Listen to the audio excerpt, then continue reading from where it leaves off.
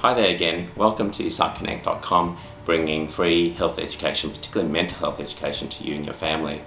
In the last couple of videos we talked about biopsychosocial health, we talked about emotional literacy and how that is really important.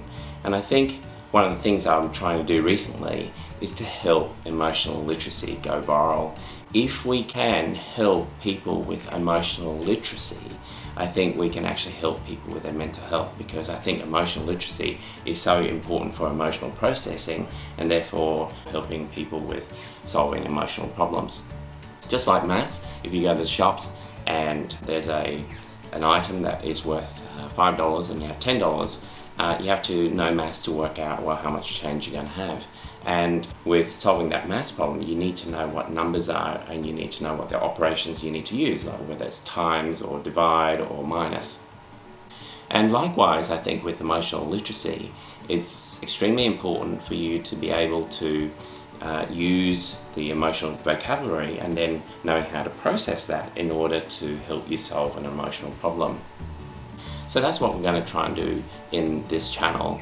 And today I'm just going to zoom in and talk about a particular concept that's really important in psychology, particularly in ACT therapy, acceptance commitment therapy, is the idea around fusion and defusion. So hopefully I'll introduce that bit of vocabulary into your mind today. So what is actually fusion? So this is something I love explaining to my patients all the time, is when you're watching a movie, you know it's actually not real. You know that it's Hollywood, whether it's a thriller movie or drama movie, a love story or some sort of superhero movie. You understand that's not real, but you can still buy into that story. You can still have the emotion.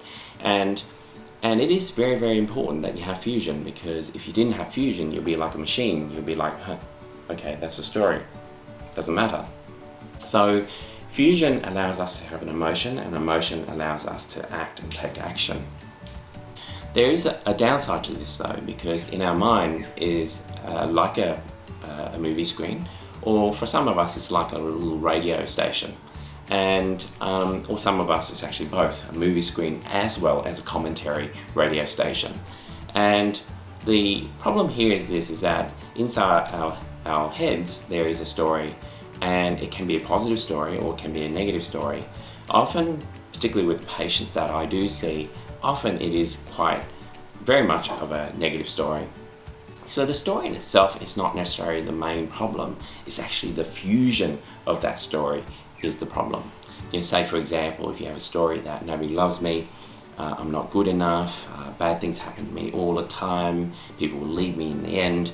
If you have all these sort of more negative story, probably due to the past, and you actually fuse with that story, then I think you're going to be in a little bit of trouble. So logically there's two ways of solving that problem.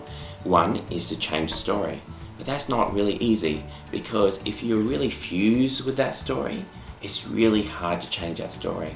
So in essence, I think by understanding this, it's really important that we understand that for us to change the story, sometimes we have to then defuse or unhook or distancing from this story.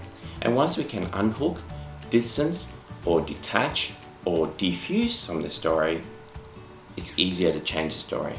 And some will argue that once you sort of detach or distance or diffuse or unhook from these stories, you actually don't need to change it.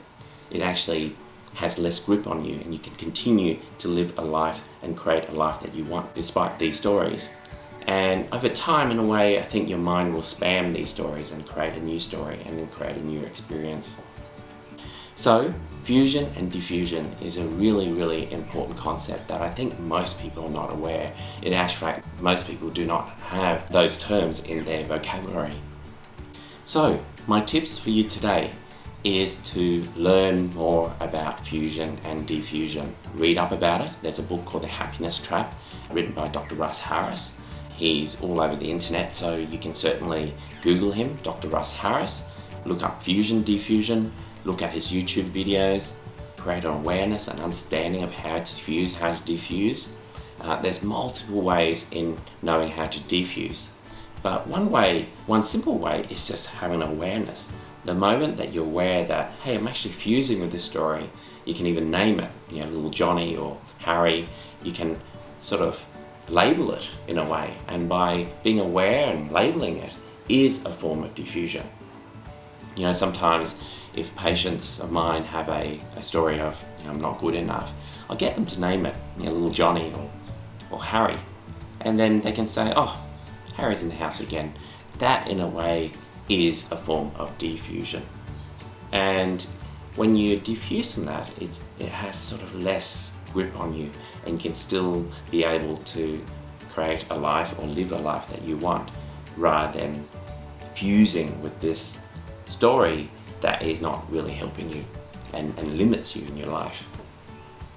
Okay, so hopefully you found that useful and helpful, and if you have, please subscribe to our channel below, and please leave a comment. I always try and read them and respond to them, and until next time, I'll see you then. Bye bye now.